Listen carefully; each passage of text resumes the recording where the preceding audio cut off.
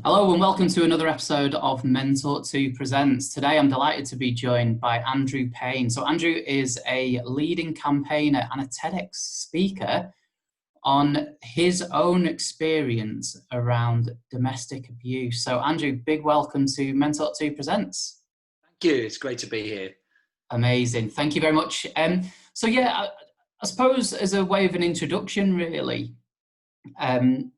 probably a good place to start. To talk through kind of your experience, really, and then we'll kind of go into a bit more detail, really. Yeah, I mean, obviously at the moment I'm doing a lot of talking around domestic abuse, and then the stuff that goes with that. You know, there's a lot of talk about gaslighting. What is that? Well, that's when abusers, they're so clever that they get you to doubt your own sanity and to ignore your own intuition. And it's only when you come out of abuse that you look back and think, "God, how did I come to a point where I actually believe some of the rubbish that you end up believing?" And so I'm doing a lot of talk around that and safeguarding and family court and parental alienation, all the stuff that happened after that relationship broke down as well. You know, I'm hugely blessed to be fully repaired as an individual. You know, I'm happily married again. I found a wonderful woman, but it was a tough journey, you know, to come out of it and to repair. The marriage that I was in that was violent and abusive was from 1999 to about 2009 was when we officially got divorced, although we split the year before. And so, you know, like I said, I do a lot of talking. For me, there's a lot of, I think increasingly on the ground level, at least, there's a growing awareness that men suffer too, that a third of victims of domestic abuse are in fact men. And actually there's huge underreporting due to shame, pride, fear. So we don't actually really know the true statistics. There are obviously suggested links between domestic abuse and parental alienation. That's very clear that if you've been in an abusive relationship, you come out of it, if you've got kids, a new game will start around psychological warfare, you know, with your access to kids. So what's the link between that and suicide as well? And more work needs to be done on that, really, to look at the stats. And so there's a bit of ongoing debate, some of it really contentious, around, well, you know, do men suffer as much as women when they're caught in abuse? Is actually just a very small proportion men, or is it a much bigger proportion of reported cases men? Actually, are most male victims the victims of domestic abuse from another man? That, you know, women, the actual evidence of women being violent and its perpetrators is you know, it's a very small number, and that's hotly debated. So it's an interesting times actually in domestic abuse. There's, you know, my passion is that we, as men and women, we come together and we talk about this in a balanced way, and we really try to get to the bottom of what's going on, you know, whatever that looks like. And to me, the evidence looks quite clear that as far as we know, more women are the victims of domestic abuse than men, but certainly not the overwhelming majority, as is often said. The greater proportion may be. But, you know, I think for me, if 2% of victims of domestic abuse were men, I'll probably just shut up and say, listen, I was unlucky. But actually, a third, we know it's a third, and it may well be more as more awareness grows and men start speaking out. Yeah, and it's really important at this point that we kind of say that, look, we're not talking about domestic abuse in men, or men being the victim of domestic abuse, as we should be putting this front and center over women that are victims. It's absolutely, it's just a case of raising awareness that, do you know what, this does happen to men as well. And with your experience, how did it start? What were the kind of the early signs that you were in an abusive relationship? Well, you know, one of the things, again, I often say is that I think there's a misconception. We believe that when people fall into abuse, they're tricked, that the person is amazing, they fall in love, and then it gradually gets worse. You know, a very good friend of mine is a female. That's what happened to her, in a sense. Well, in fact, it's worse than that. She met this amazing guy. Everything was brilliant. They got married, and then he literally, day after the marriage, it was just a nightmare for her, bless her. She was tricked, she was conned, but there's another way into abuse, and that is where you have people like me at the time. I always wanted to help people. I was always very helpful. That was important to me, but I didn't have clear boundaries. And so I went into that relationship with my eyes wide open. My ex-wife, the erratic behavior, the violence, the outbursts, that didn't get saved. That was there from the beginning, but I just kind of fell into it because I wanted to help her. And without those clear boundaries, suddenly I was sucked into this crazy relationship. And so I think that's very common that men and women, sometimes they are tricked, but often they know what they're getting into, but they just can't quite seem to get out of it and fall deeper and deeper. Yeah, and at its worst, it was both physical and emotional abuse that you received? For me, the violence wasn't every day. It was probably, it's probably 12 times a year. It probably was something like monthly, but the violent explosions were always really crazy, and you never quite knew what was. I mean, when she's lost the plot and she's been driving, she's driven us off the road before. I've been bitten, kicked, punched, and she had a hell of a punch, and then there were things thrown at me like keys. She tapped me with a metal watering can that was half full, and a good swing of that into your ribs. My ribs are really bruised, and you never quite know where it's going to go, where it's going to end. And so I always lived in fear of those explosions. So even when times were good, you're always on edge thinking, well, how's it, is it going to turn? And I found, and people that I've spoken to who've struggled with abuse have kind of can resonate with this, is that you become this expert plotter. You're always thinking about what lies ahead, and how can you offset the likelihood of an explosion. So you actually become very manipulative, constantly thinking and trying to manipulate everything geared towards avoiding that explosion. There was a lot of emotional abuse as well, a lot of kind of gaslighting, kind of isolating me from friends and family, that whole divide and conquer, getting me to believe things that just simply weren't true. Certain things around humiliation in public and things that were said. So that stuff took place as well. But it was the violence, it was that fear thing, that was the real controlling thing in the relationship, that that was always on my mind. So a lot of your time would be sort of making sure that you felt like it was your fault that you would trigger these kind of violent outbursts from her, so you would go do everything possible to try and avoid those encounters. Abusers are very good at, there are often people that, whether they are pure narcissists or whether they simply have narcissistic tendencies, abusers are normally very good at shifting the blame. So if they've attacked you, they might admit to attacking you, the evidence is there, but it will be because you provoked them, you did this. So forever I was thinking, oh, if only I hadn't said that, if only I could be this better person that didn't make his wife so unhappy. I wanted to make her happy. And so, I was going to counseling, I was reading self-help books, and I never could find the magic key for how to be a better husband who didn't provoke his wife. And then, you talk to friends and they say, well, marriage is difficult. You've got to work at it. And I came from a Christian background, that was important to me. It still is. And, marriage is for life. And so, but obviously, as I now know, relationships have their ups and downs, but it shouldn't be a permanent wading through treacle experience. My marriage now is easy. We have ups and downs, but we connect. It's not, but every day was a slog, every day treading on eggshells, every day holding back from what I truly felt, to the point where you just lose touch with how you really feel. You just exist to offset explosions, basically.